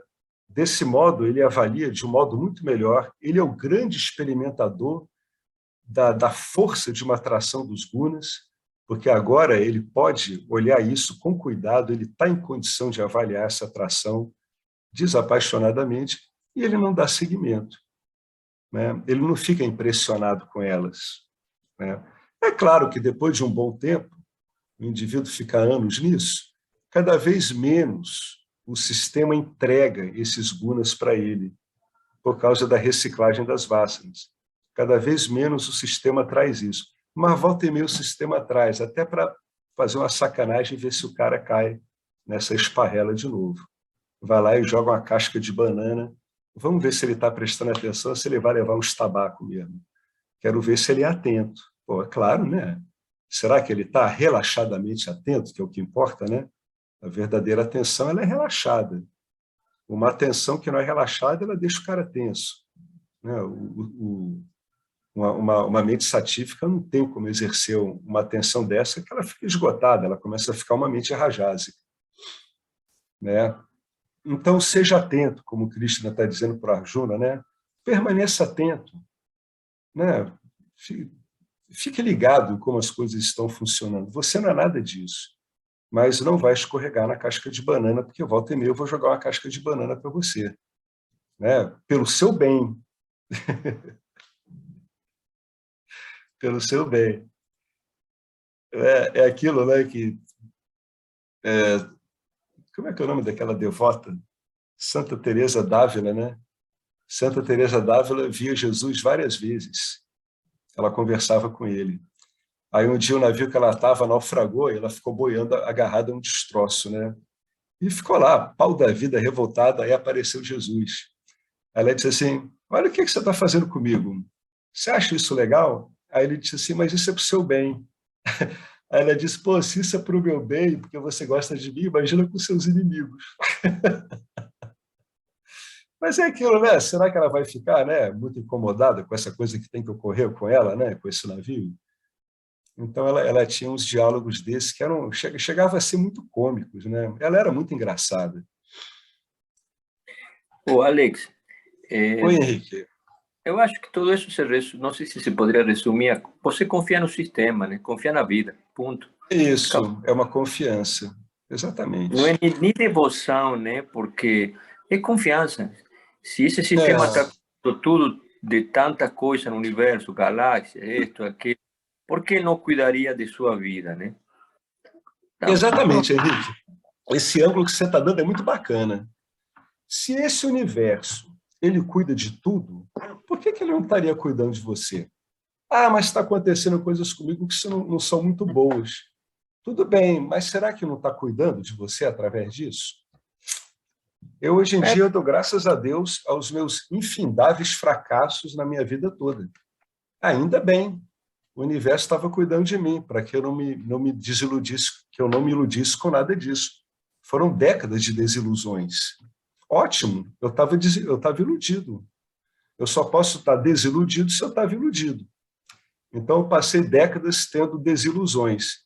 Depois de um tempo, eu vi que isso tinha sido uma grande sorte. Então, se eu olhar sob esse ponto de vista, como o Henrique está falando, é isso mesmo, o universo cuidou muito bem de mim.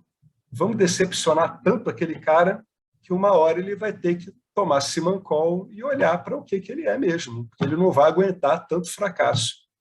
Ainda bem, hoje em dia eu dou graças a Deus a esse monte de tropeços. Então, hoje em dia, para mim, eu concordo com o Henrique, o universo estava cuidando de mim. Na época, claro, parecia que estava me sacaneando o tempo todo. Às vezes o universo sacaneia o Giva, mas é porque está cuidando dele. Está dizendo, vamos ter que cuidar de você desse jeito, paciência, aguenta aí. Pum! Aí dá um catiripapo, né? Até, às vezes até tem que baixar esse estoque de Vassana toda, né? O cara está muito endividado, paciência. Esse é o Giva que vai aguentar esse monte de paulada. Né? Tem um amigo meu, né, que está com um monte de coisa ocorrendo na vida dele. Vocês conhecem ele. Outro dia a gente conversou e ele disse assim, caramba, depois disso aqui tudo eu tenho certeza que o meu estoque de Vassanas vai ficar pequenininho. Eu falei, pô, com certeza, cara. Você, para mim, você está em condição de lidar com esse monte de coisa, por isso que está vindo. Né? Por isso que está vindo esse monte de coisa em cima. Faz parte. Eu acho que também o karma, digamos, diminui só se você aprende, né? Se você não aprende, o negócio continua, né? Continua até você aprender. Não tem esse negócio, porque eu já sofri muito. Se você sofreu muito, aprendeu? Não, então vai sofrer mais. Isso aí mesmo. Eu estou sofrendo muito. Pô, mas tu está fazendo a mesma coisa sempre. Mas eu já sofri muito, mas eu não posso fazer nada. Você não está fazendo isso, toma de volta. O sistema trabalha assim. E quando é que isso vai parar? Quando você começar a aprender com as bobagens que você está fazendo. Enquanto você não aprende com as bobagens, o sistema realmente, por uma questão de desenho, de projeto próprio, não pode fazer nada. Né? Não interfere. Isso é muito bonito. Né? O operador do sistema, na sua manifestação de sabedoria pura, que é o sattva puro de Ishvara, ele não interfere com o ser humano. Já que o ser humano não está dando para ver nada, ele deixa o ser humano operar automaticamente. Aí, uma hora, acontece alguma coisa, começa a dar um lampejo no cara.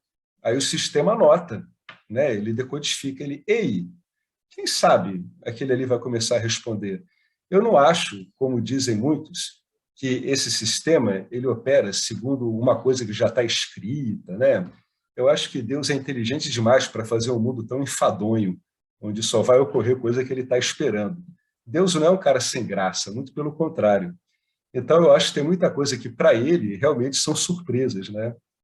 Embora ele saiba que o sistema tem esses defaults de surpresa. Ele vai vendo, é que nem quando vai o agricultor e planta um monte de semente. Ele não sabe se todas vão, né, germinar, se depois elas vão seguir. Ele sabe que ele fazendo aquilo tem uma boa chance de isso ocorrer, mas ele não tem certeza. A coisa não é tão certinha assim. A gente não vive no universo, num cosmos tão careta, tão arredondadinho, cheio de coisas tão certinhas. Não é assim. Né? Tem uma margem surpreendente de imprevisibilidade em todos os níveis. Né? O sistema é muito mais inteligente e vivo do que a gente pensa. Muito mais dinâmico, muito mais player, né? Não tem uma palavra boa para isso em português, né? Um player, né? É um atuante, é um cara que a gente pode usar a palavra jogar, mas jogo aí não cai bem, né? Seria como se fosse uma coisa de atores. Alex, por isso a mecânica quântica incomodou e incomoda tanto muitos físicos, né? Até o próprio Albert Einstein, ele fica muito incomodado com o negócio. Né? Exatamente. Porque tinha uma margem de previsibilidade, né? E até estou lendo um artigo agora que tem uma corrente de muitos físicos que eles acunharam o termo de superdeterminismo, justamente para, digamos, tirar a bizarrice da mecânica quântica, né? Ou seja, estão se virando para justamente não aceitar, né? Porque eles querem encaixar, digamos assim, o fenômeno dentro do modelo que eles têm de Newton. Então, como encaixa, eu vou tentar encaixar a força. Então, eles criaram um superdeterminismo. Até estou escrevendo um negócio sobre isso. Muito engraçado, né? E físico, até como te falo, da envergadura de Einstein, né? Que o cara dizia, Deus não joga dado. Sim, bobagem, né? Ou seja, eu acho interessante isso, né? Que existe uma margem de imprevisibilidade. Sim. Né? Com certeza. Se não, isso seria, aqui que seria, né? né? Não seria de imprevisibilidade sobre o ponto de vista do Jiva, né? Certamente. Isso. Tem que fazer esse parêntese que acho que é muito importante sobre que ponto de vista você está falando, né? Sobre o ponto de vista nosso tem, com certeza, né? E existe isso, né? Dentro de, eu acho que é por aí mesmo, né?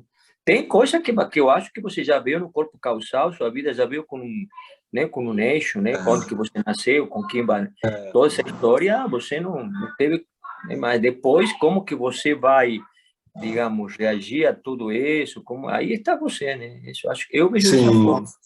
Sim, sim. Né? Embora tudo isso seja ilusório, tudo bem, mas vamos lá, né? Continua. Tem uma margem de imprevisibilidade, sim, e isso dá um jogo para o sistema, né?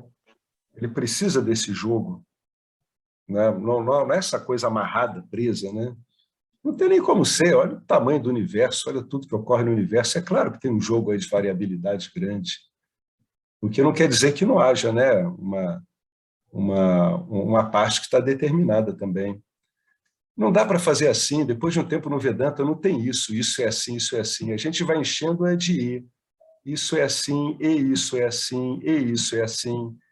Você vai ficando com uma mente que aceita o aparente paradoxo, né? Você aceita isso, é um óbvio, não tem problema nenhum. É assim, e é assim, e é assim, e tem isso também.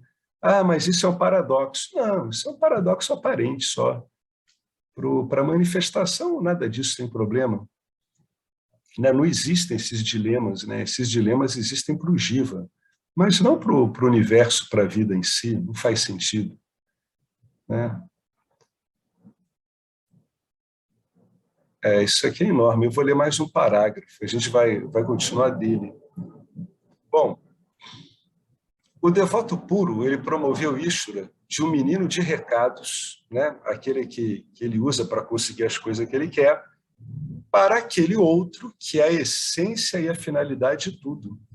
Então o devoto puro, o devoto não dual, ou um devoto dual, né, que está numa prática realmente formal, que ele está compreendendo a despersonalização dele, usando Karma Yoga, etc., ele deu um salto na relação dele com Ishvara.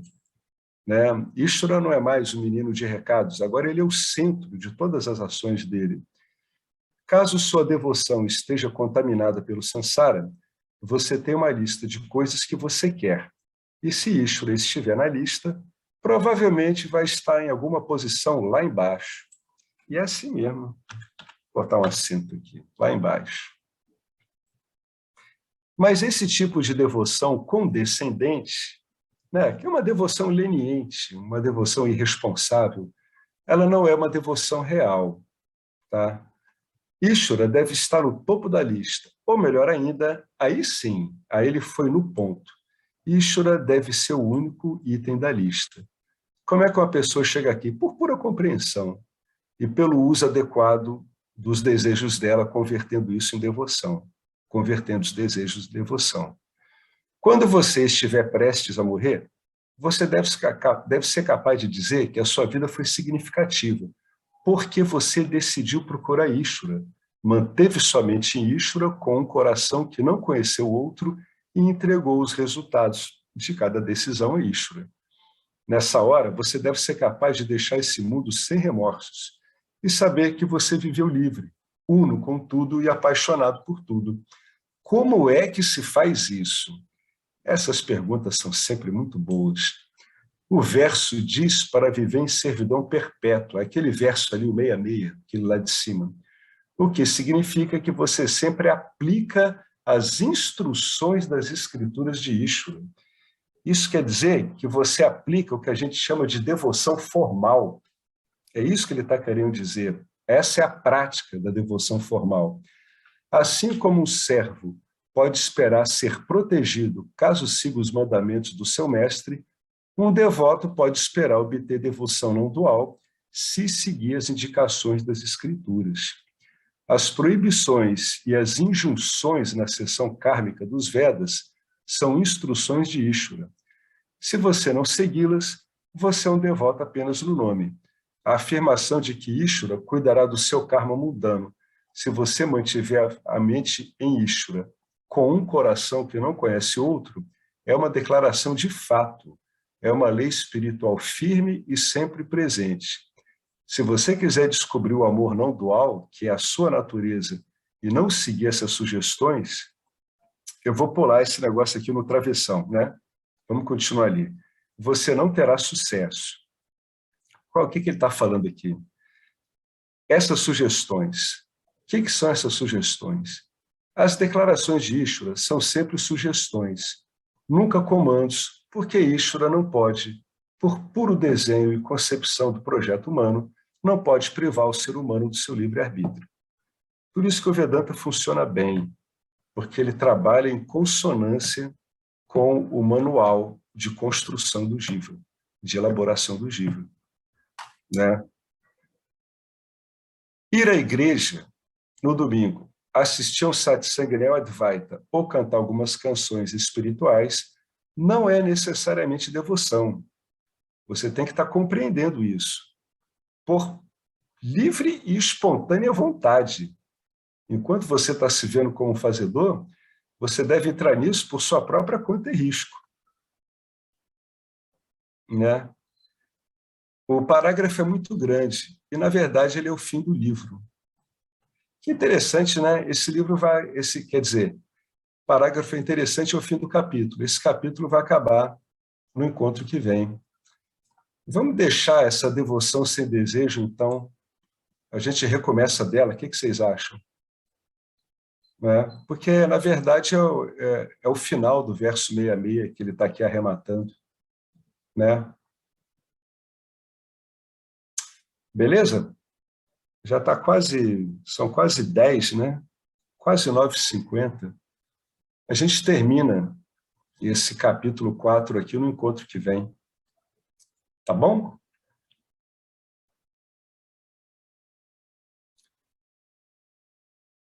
Eu vou dar uma lida rápida nos primeiros, né, parágrafos e depois eu vou recomeçar daqui. Como se faz isso? Dessa vez eu vou ter que marcar isso aqui. Pronto. É a última página. Aqui é a página onde eu estou aqui no Word, é a página 37. Então, alguém quer comentar alguma coisa?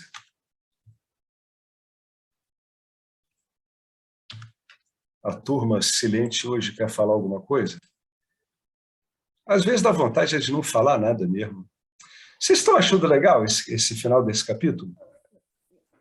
Sim, está claro, muito claro para mim já de um tempo para cá que eu tenho a questão do mumukshta, né? O quão fundamental é você ter um mumukshta para poder obter moksha, porque senão o negócio não acontece. Mas é mesmo. Não, exatamente. Você vai estar sempre querendo obter ou evitar, né? Desejo. Enquanto tem que ser mesmo. Desejo por moksha, porque senão o negócio não acontece. Não acontece. O mumuksha, ele é o desejo que vai permitir que todos os outros desejos sejam convertidos em devoção. Ele é fundamental e ele vai estabilizar fortemente o corpo sutil. Sem esse aí, o indivíduo ele pode até entrar num estudo desse, pode achar bacana, mas não vai ter como firmar isso. É impossível. O mumuksha é o mais fundamental mesmo, né? O mumuksha, junto com a sinceridade, é o cerne, né? A espinha dorsal do investigador, né? É por aí mesmo. Fundamental. Na verdade, a sinceridade vem junto com o mumuksha mesmo, né? O indivíduo ele vai se tornando sincero, né? Ele vai aprofundando a sinceridade dele por causa disso, porque ele estabeleceu, na verdade, um desejo único. Esse desejo único é que vai viabilizar tudo. Senão ele continua espalhado, né? Continua jogando a rede em tudo que é lugar, né? E vai até usar as escrituras para justificar alguma coisa. É muito comum isso, né? Por isso que dá esses casos aqui, que volta e meia a gente fala aqui, né? De abusos, etc. Porque o indivíduo ele não sedimentou nisso, né? Por isso que a gente fala desses casos aqui, né? Do Muktananda, do Andrew Andrew Cohen e de outros também, né? Dá sempre esses deslizes. Se não tiver esse desejo firme aí, a coisa ela acaba se redividindo em outros desejos. É tudo muito rápido, né? Essas coisas que ocorrem no corpo sutil, elas são instantâneas. Por isso que o indivíduo ele é agarrado por elas. Né? É tudo muito bem feito, na verdade. Né? Muito envolvente. Maia é um jogador excepcional. E a não ser que o cara compreenda como jogar isso, ele acaba sendo levado no jogo, né? Levando vários dribles sempre. É um jogador excepcional. Tem sempre aquele filme que eu falo, né, para as pessoas verem, do Guy Ritchie, aquele cara que foi casado com a Madonna. O nome do filme é Revolver. Em inglês mesmo, né? Em inglês, revólver é revólver mesmo. Esse negócio de puxar o cão e dar um tiro, né? Girar o tambor. Revolver. É o nome dele, Revolver. Vale a Esse pena. filme é muito bom. Alguém já viu esse filme? Esse é um filmão, né, Henrique? É Esse é um muito bom. filmaço. Agora É um tem que entender filmaço. ele, porque tem várias personagens de ego, super-ego, e tem que entender direitinho. Até que tem que ver várias vezes. Eu vi 2 vezes, eu acho, esse filme, o 3, porque tem que entender as personagens. Fica até, eu nunca cheguei, confesso que nunca cheguei a encaixar todas as peças, né? Porque tem várias personagens que eu, né? Às vezes você quer entender, né? Ego, superego, sei lá, e vai ser muito bacana, Nossa Senhora. Tem umas Muito frases naquele filme que são demais, né? São muito bacanas. Vale a pena ver esse filme. Como o Henrique falou, vale a pena vê-lo algumas vezes. Eu já vi umas 2 ou 3. E tem uma frase ali que me impressiona muito, é quando já tem os jogadores, que é tudo um jogo, né? É um jogo no mundo do crime. Tem os jogadores que eles estão na prisão, mas eles estão lá para libertar o cara, que é o personagem, né? Aí uma hora um jogador olha para esse personagem e diz assim: eu não estou interessado em libertar você porque você é você. Eu estou interessado em libertar você porque você sou eu. Como se dissesse assim: eu estou me lixando para o seu Giva, o que ele fez, o que ele não fez. Eu quero eu de volta, o eu que está aí, eu quero ele de volta. Eu quero puxá-lo de volta, porque sou eu. Você que está achando que você é você, não é assim, você é eu. É um diálogo muito bom aquele, né? Não dou a mínima por que o seu Giva está achando, não. Eu quero eu de volta. Não estou te salvando porque eu sou bonzinho, não. É porque eu estou aí. Esse diálogo é muito bom. Tem muitas frases interessantes, como também tem uma que diz que esse negócio de Maia, você só aprende jogando ali xadrez, né? Você só aprende com um jogador que é melhor que você, Com né? certeza. Aprende a jogar. E aí vai, né? Depois essa famosa frase de César, Júlio César, né? De que o seu inimigo se encontra no lugar onde você menos o procuraria, né? Dentro de você. E aí Dentro de vai, né? você. É muito interessante, muito Ele é legal. muito bom. Quem puder, veja esse filme. Esse filme é um filmão. Ele se passa num cenário de crime, etc. Então, ele tem alguma violência, mas o contexto dele é muito bom mesmo. Tem tudo a ver com Vedanta, tudo, tudo, tudo, tudo. Bom, Você gente, sabe a história dele, quem fez esse filme? Você conhece a história desse filme? Quem que fez? Como foi feito? Conhece, não? não, eu conheço só o diretor, né, que é o Guy Ritchie. Por que ele fez esse filme, baseado em que eu não sei. Seria interessante ver. Ele já devia estar lendo alguma coisa ou se aprofundando em alguma coisa para fazer um filme daquele. Mas eu não sei, não tenho a menor ideia. Seria interessante ver como é que surgiu essa ideia, né? Ele é muito bom. Bom, gente, vamos encerrar então?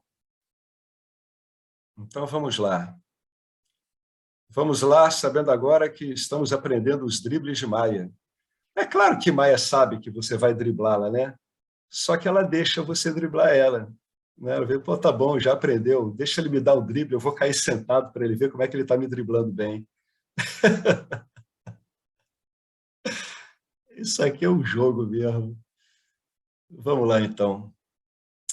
Om Purnamada Purnamidam Purnamudachyate Purnasya Purnamadaya Purnameva Vasishate Om Shanti, Shanti, Shanti.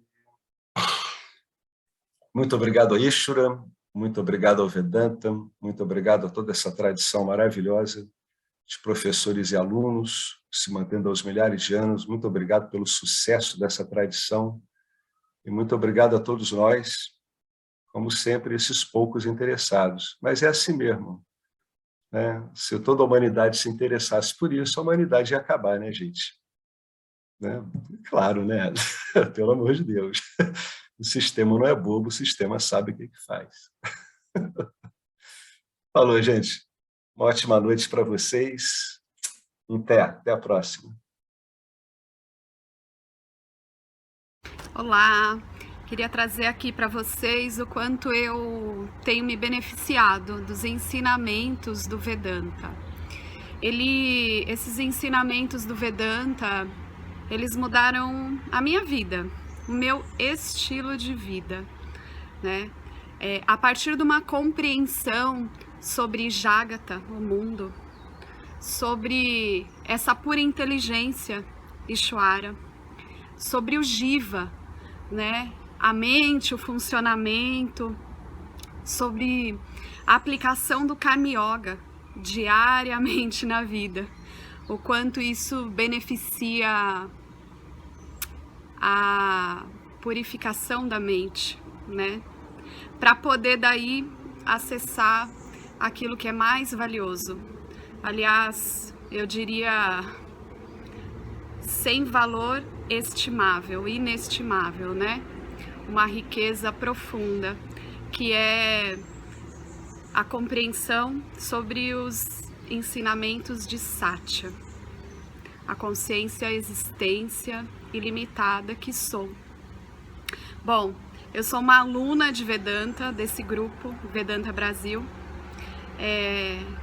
que iniciei a jornada, estou no começo da jornada, mas essa jornada seria impossível sem o apoio diário de um professor qualificado, o professor Arlindo Nagar, nosso professor, que dedica a sua vida, que dedica as batidas do seu coração exclusivamente para o ensino do Vedanta.